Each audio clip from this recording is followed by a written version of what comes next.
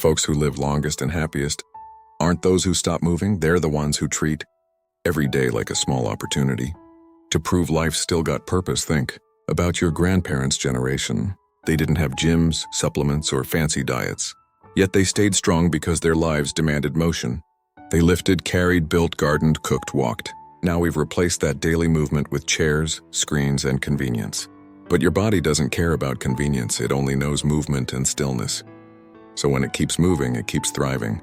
And that's why if you can still stand up from the floor, it means you've defied the biggest trap of modern aging: inactivity. And here's something that'll surprise you. The sit-rise test is not just a physical test. It's a window into your inner health. If you can still do it, your arteries are likely flexible, your lungs efficient, your core muscles alive. It's your body saying, I still trust you. The sad truth? About 9 out of 10 people your age can't do it anymore.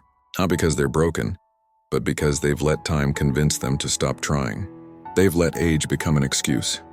But you, if you're watching this and thinking, maybe I can still do it, that thought alone means your spirit isn't done fighting. And that mindset, that quiet determination, is the same fire that'll keep your heart strong, your steps stable, and your years longer. See, at 75, it's not about adding more years to your life, it's about adding more life to your years. If you can move, if you can still balance, you can still travel, laugh, dance, and live fully.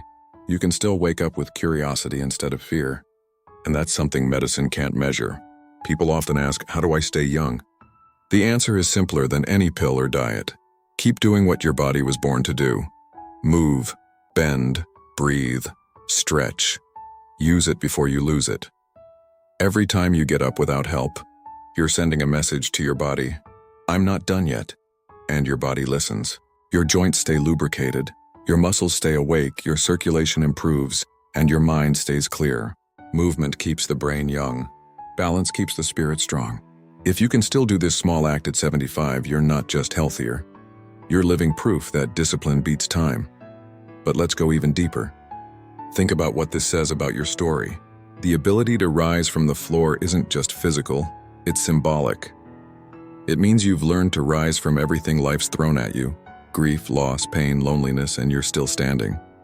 You didn't quit when life knocked you down, and that's why your body still remembers how to stand up. Every rise is a reflection of your resilience. That's what health really is, a partnership between your body and your will. So when someone says, at 75 you're old, just smile and test yourself. Sit down, rise up. If you can do it, they're wrong. You're not old, you're strong. Because health after 70 isn't about looking young, it's about feeling capable. And capability is the real definition of youth. It's what lets you still fix things around the house, still walk without fear, still drive with confidence, still dance to that old song that reminds you of who you used to be. And if you can still do that, if you can still rise, then congratulations.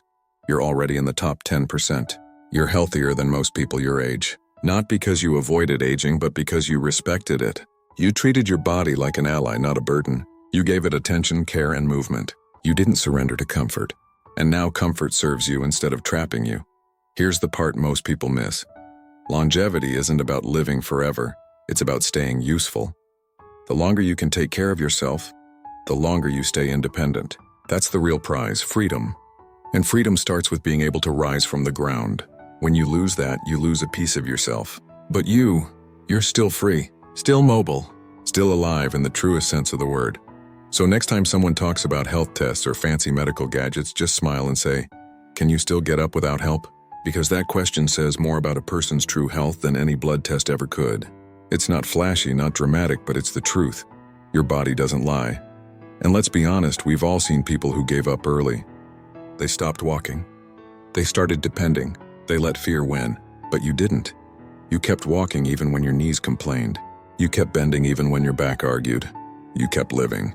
That's what separates you from the rest. That's why you're stronger. So keep testing yourself. Every morning, move a little. Stretch a little. Try that sit-rise test once a week. Laugh at the small aches. They're proof you're still fighting. Remember, every time you get up, you're not just defying gravity. You're defying time. And one day when you're sitting with your grandkids and they ask, Grandpa, Grandma, how do you stay so strong? You can smile and say, because I never stopped getting back up. That's it. The The simplest truth wrapped in the wisdom of 75 years. The ability to rise physically and emotionally is the ultimate sign of health. So if you can still do this at 75, you're not just healthier than 90% of people your age, you're a living reminder that strength has nothing to do with youth and everything to do with consistency. Keep moving, keep rising. Keep proving that age is not the limit, it's the legacy. Because at 75, when you can still stand tall, breathe deep and rise without help, you're not just surviving the years, you're teaching the world what true health looks like. You're the proof that wisdom, motion, and spirit can beat statistics. So go ahead, test yourself today. Sit down, stand up, feel that small victory in your chest. That's your body's way of saying, I'm still with you. And that, my friend, is the greatest gift life could give.